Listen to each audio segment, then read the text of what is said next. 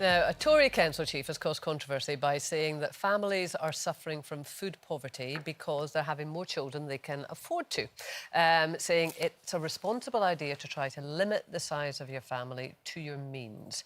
Nadia, what do you think? Does he talk sense, the man? Well, not as a whole picture, but if you're just asking the simple question, if you're having trouble financially and you already have a child or a couple of children, whether you should consider whether it's sensible to have another one, I would say, yeah. Isn't that the case with anything? Whatever you're doing, you have a look and see whether you can afford it at that moment or not.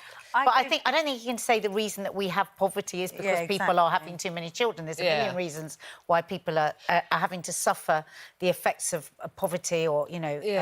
But I do agree with you on the simple term, but I guess what I think is I don't know how useful it is for this man to say this. Because to a certain extent, OK, he's stating the obvious. If only life was that simple, you know, if it was that predictable, people's circumstances change, people find themselves in situations that maybe they're not making the most rational decision. And I just think, are you really helping? But also, I feel like it's an easy way out. I feel like for an clearly an out-of-touch person who... Well, is he out of touch or is he is. No, he's out of touch because, very Tory like what talk, Nadia I have said, to say. If you were looking at one micro part of poverty, there might be some people in those circumstances who could make better choices.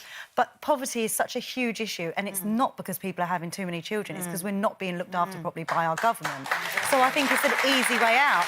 I tell you what, I'll blame the poorest people in the country, I'll blame them for our poverty, and I'll say it's their fault and they need to take more responsibility, and I think that's disgusting.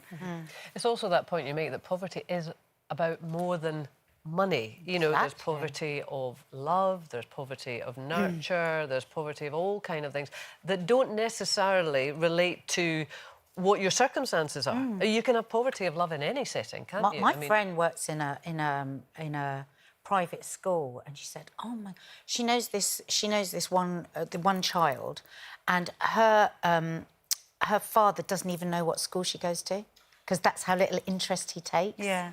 So, you know, you can have all kinds of different poverty that children are going through without it necessarily being about how much money or how much food you've got. Yeah, that's kind of a separate issue, though, isn't it? Because that's about, as you say, poverty of love or whatever. But I guess what this guy is saying, that it's about how much is the state prepared to pay for your decisions. So, again, as you say, it's quite a niche thing, but I suppose what he is saying is that if you...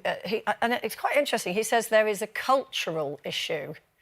So he's obviously targeting his comments at...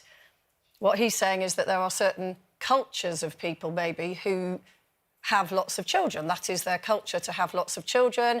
Maybe the mother doesn't work, I don't know. And that... easy pot. It is an easy pot. But if you... I'm just playing devil's advocate here. Let's just say in this borough that he's talking about, you are, you know, a family who both got jobs, you've got one child, you want to have another, but you're struggling a bit, and your next-door neighbours are on state benefits and they're just happily just keep having children on the state. How does that... I don't think play out? I don't think there's a lot of people like that, though. No, that's my problem with this statement. I do think that happens. I think you're totally right. But what I'm saying is, I think he is talking about a niche problem in this particular area of where he is. To get himself out of the problem that needs addressing, which is a much bigger issue. You know, you look at some families who were perfectly fine and comfortable when they had their children, and then their circumstances have changed, and no one's there to support them at the back end of that. And I just think...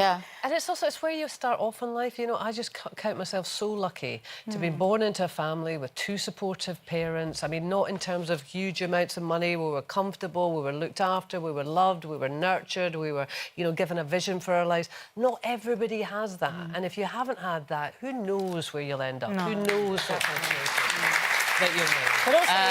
But also, very quickly, none of those things are ruled out by lack of money. Because there's lots of people who don't have a great deal of money who have all of everything that you... 100%, as Nadia was saying, you know, a family with lots of wealth, but no time for their children.